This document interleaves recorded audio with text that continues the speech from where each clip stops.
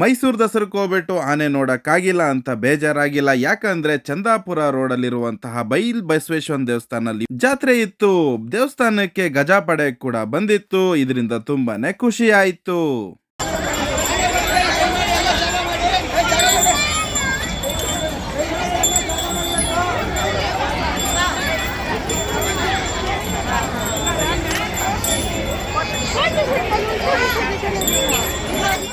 ಪ್ರತಿ ವರ್ಷ ಜಾತ್ರೆ ನಡೀತದೆ ಬೈಲ್ ಬಸವೇಶ್ವರನ ದೇವಸ್ಥಾನದಲ್ಲಿ. ಅದು ಅಲ್ದೇನೆ ರೆಗ್ಯುಲರ್ ಆಗಿ ಬರ್ತೀನಿ.